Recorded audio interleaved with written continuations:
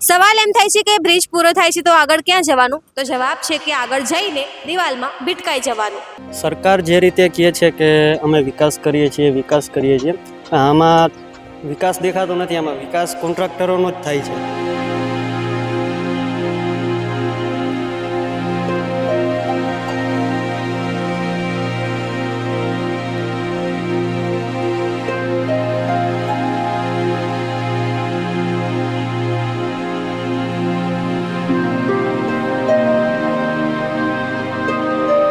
કોઈ પણ વ્યક્તિ ટેક્સ ભરે છે તો એ વ્યક્તિનો વિકાસ થવો જોઈએ, ના કે પછી જે સરકારમાં જે લોકો ઉભેલા હોય છે એ વ્યક્તિઓનો. મેક્સિમમ ખાસો ટાઈમ થઈ ગયો છે, બ્રિજ તોડવાનો બહાર બી પાડી દીધું છે, પણ હજી સુધી કંઈ મેળ આવ્યો નથી. બેદરકારી તો આપણને સામે દેખાય જ છે કે આ વસ્તુ એમની બેદરકારી કહેવાય. બાકી તો ઠીક છે. એટલે સરકારની બેદરકારી અહીંયા ફૂલ છે.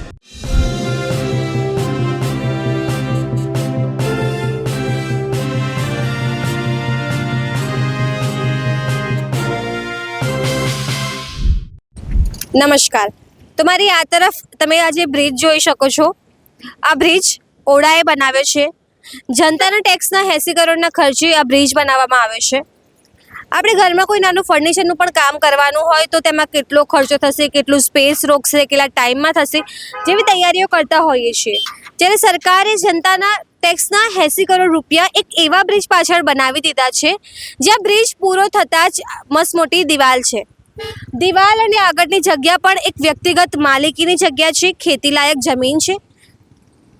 એટલે પ્રશ્ન અહીંયા એ થઈ રહ્યો છે કે જેમ કે 2 દિવસ પહેલાં જ વિધાનસભામાં ઐતિહાસિક બજેટ જારી થયું હતું અને જ્યારે આજે અમદાવાદ જેવી મેટ્રો સિટીમાં જ બ્રિજ પૂરો થતાં દિવાલ આવી જાય છે. એટલે તમે સમજી શકો છો કે જનતાના ટેક્સના પૈસાનો કેવી રીતે ઉપયોગ થઈ રહ્યો છે. વિકાસની વાતો થાય છે પણ આજની તારીખમાં વિકાસ આંધળો થઈ ગયો છે, બેરો થઈ ગયો છે. અધિકારીઓ આંધળા અને બેરા થઈ ગયા છે. કોઈ પણ પ્રકારનું પ્લાનિંગ નથી, કેમ કે જો પ્લાનિંગ હોત તો બ્રિજ પૂરો થતાં દિવાલ ના હોતો.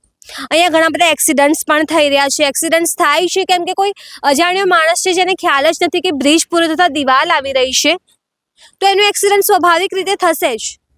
પ્રશ્ન અહીંયા અમદાવાદીઓને પણ છે, લોકોને પણ છે કે આપણે શા માટે આ પ્રકારના પ્રશ્નો નથી પૂછતા, આપણે શા માટે લોકોને સવાલ નથી કરતા, સરકારને સવાલ નથી કરતા.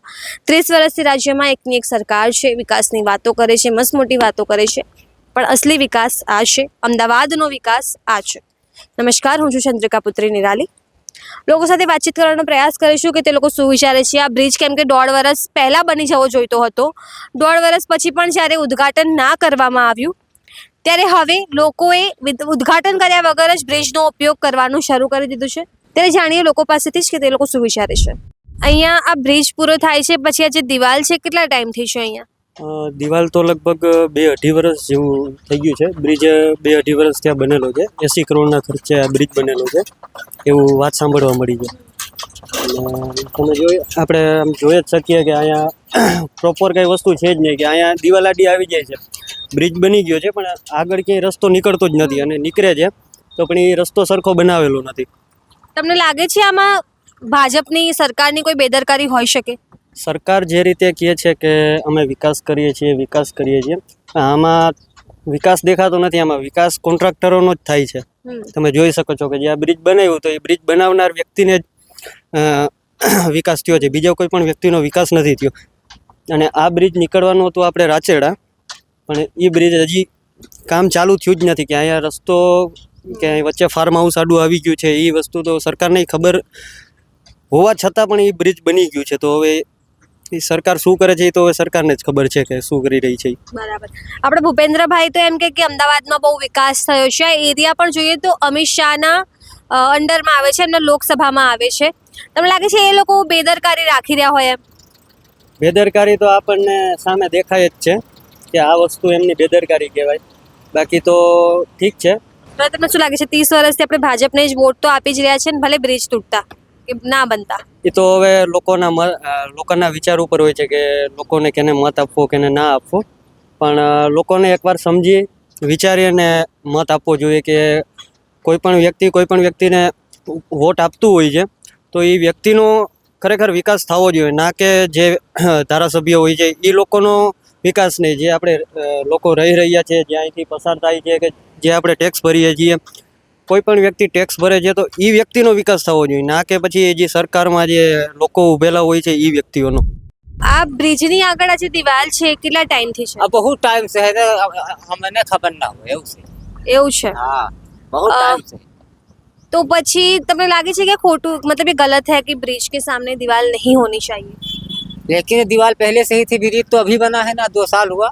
आपको लगता है इसमें सरकार की बेदरकारी है, सरकार को ध्यान देना चाहिए कि ऐसे ब्रिज बना दिया सामने तो दीवार है? हाँ सब सोसाइटी थी पूरी भाई ये अच्छा। सोसाइटी है. सूर्यारंग सोसाइटी है ये, बहुत बहुत बहुत पुरानी सोसाइटी है, बहुत बरसों से है. ब्रिज तो अभी 2 साल हुआ है. आपको लगता है कि सरकार को ध्यान देना चाहिए था ये बनाते वक्त? तो फिर ध्यान देना तो भाई अब क्या बात थी क्या नहीं है उसको वो लोग समझ सकते हैं ना.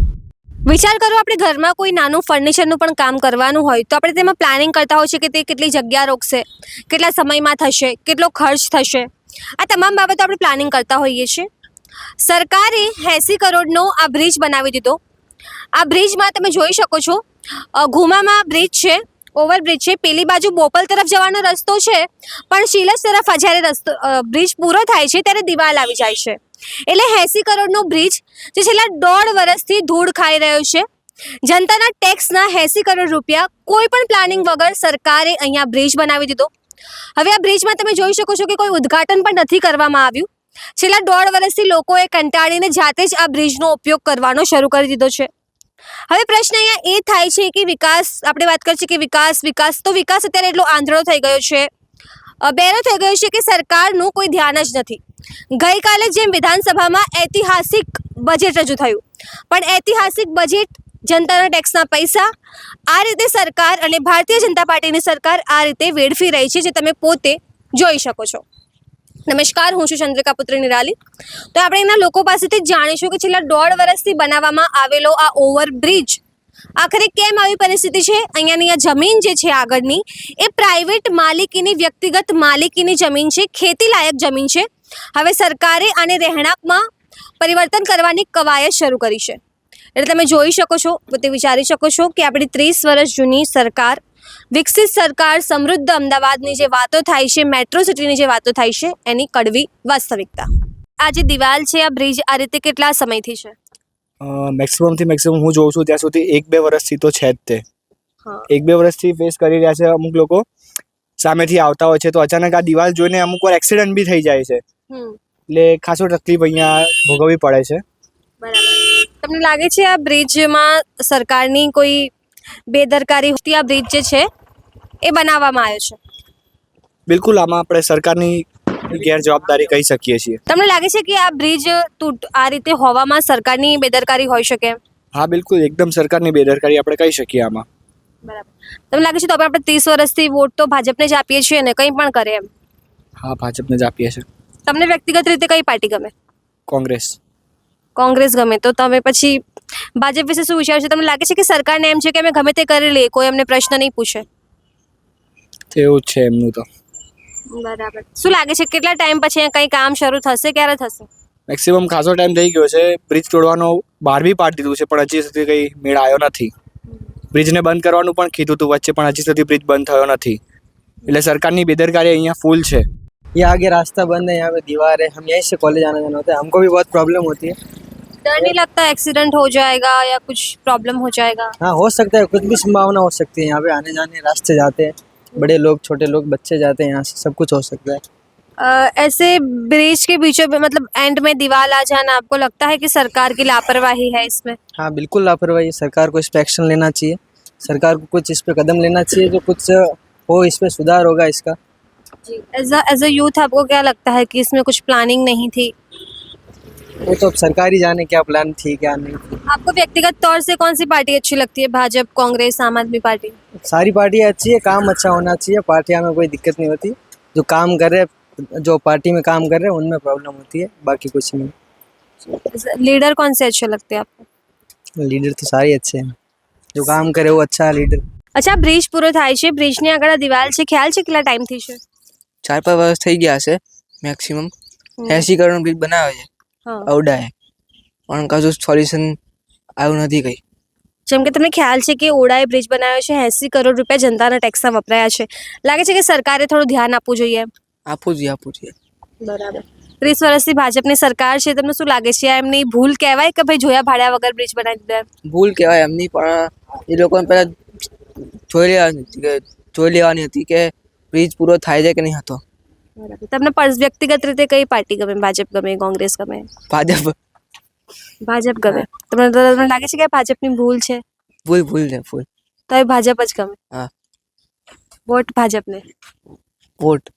ભલે બ્રિજની આગળ દિવાલ આવી જાય. તો જેમ તમે સૌ જોઈ શકો છો બ્રિજની હાલત કેવી છે. દિવાલ છે સામે, વ્યક્તિગત માલિકીનો જમીન છે આગળ, અને અહીંયા બ્રિજ પૂરો થઈ જાય છે. એટલે આગળ તમારે ક્યાં જવાનું? તો આગળ તમારે જઈને સીધું દિવાલે ભીટકાવવાનું. આ છે અમારો વિકાસ. અમે ઘણા બધા લોકો જોડે વાત કરવાનો પ્રયાસ કર્યો, માંડ 2-4 જણાએ વાત કરી. બાકીના લોકોનું કહેવું એમ છે કે ભાઈ રોડ બને ના બને અમને શું ફેર પડે છે. એટલે કે સરકારને પણ ખબર છે, ભાજપને ખબર છે કે અમે મન ફાવે એમ કરીશું, રોડ બનાવીશું નહીં બનાવીએ, બ્રિજ બનાવીશું નહીં બનાવીએ. અમદાવાદમાંથી કે ગુજરાતમાંથી કોઈ અમને પ્રશ્ન પૂછવાવાળું નથી. લોકોને રોડ રસ્તાઓથી, શિક્ષણથી કોઈ ફેર નથી પડતો. લોકોને હિન્દુ મુસ્લિમ જાતિ ધર્મ આ વસ્તુઓથી જ ફેર પડે છે. માટે જ સરકાર 30 વર્ષ સુધી શાસન કરે છે. 80 કરોડના ખર્ચે બ્રિજ બનાવે છે અને અધૂરો બ્રિજ 1.5 વર્ષ 2 વર્ષથી આમ ને આમ રહે છે, પણ જનતાને કોઈ ફરક નથી પડતો. સવાલ એમ થાય છે કે બ્રિજ પૂરો થાય છે તો આગળ ક્યાં જવાનું? તો જવાબ છે કે આગળ જઈને દિવાલમાં ભીટકાઈ જવાનું. તમે આ વિશે શું વિચારો છો? કમેન્ટ કરીને જણાવો. અત્યાર માટે બસ આટલું જ. અમદાવાદથી સહયોગી નિશા સાથે હું નિરાલી.